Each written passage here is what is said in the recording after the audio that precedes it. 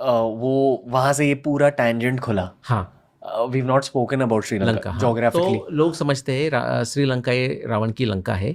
जब तक मेरा स्टडीज़ है उसके अनुसार हम कह सकते हैं, ये तो अभी हमारा अनुमान ही रहेगा क्योंकि एविडेंस इज़ लिमिटेड।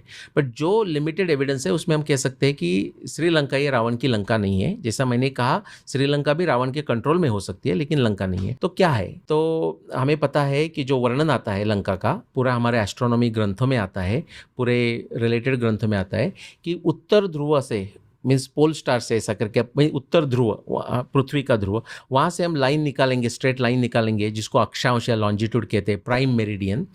तो वो सूर्यदेश से जाके यानी कि अलामाटी 40 लैटिट्यूड ऊपर मध्य देश का, वहाँ से कुरुक्षेत्र या रोहतक, ऐसे अलग अलग नाम आते हैं स्थानेश्वर करके, बाद में उज्जैन, और उज्जैन के बाद वातापी क्षेत्र यानी कि अगस्त्य क्षेत्र या बदामी क्षेत्र जो कर्नाटक में है महाराष्ट्र बॉर्डर पे, उसके बाद वो स्ट्रेट लाइन आप नीचे लेके जाएंगे तो आज का जो मालदीव जिसको हम कहते हैं उसके ईस्ट में वो विषुववृत्त पे यानी कि इक्वेटर पे को कट करती है। वो जगह रावण की लंका का जगह है जहाँ आज कुछ भी नहीं है, एकदम बहुत ही ऐसा विशाल डीप ओशन है।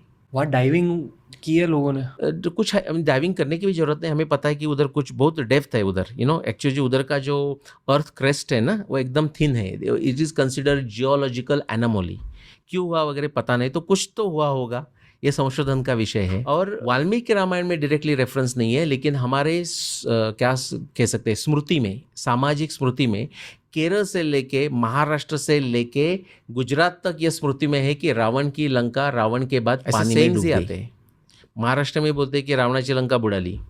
उसमें गुजरात में भी किसी का बिजनेस शुरू किया उसने और बिजनेस बेली अप हो गया ना, अपसाइड डाउन हो गया, तो बोलता है रावण की लंका जैसा डूबो गया। और जो केरल में लोग हैं वो नायर लोग खुद को इंद्रजीत के वंशज मानते हैं और ये कहते हैं कि रावण का नष्ट होने के बाद, इंद्रजीत भी मारा गया था लेकिन उसकी पत्नी और बच्चे लोग थे, तो लंका जब नष्ट हुई तो बोट में बैठ के केरल में आ गए, ऐसा केरल के लोग मानते हैं। पॉल ब्लैंचॉन, जेम्स शॉ 1990 का जो ओशनोग्राफी का पेपर है उसमें हमें दो कृष्ण की द्वारका के लिए परफेक्ट एविडेंस मिलता है। प्लेटो की अटलांटिस के लिए एग्जैक्टली 11,500 ईयर्स सडनली सी लेवल राइज मिलती है, और 14,200 ईयर्स पहले हमारे रामायण होने के बाद भी सडनली 13.5 मीटर्स पानी ऊपर हो गया, उसका भी एविडेंस मिलता है।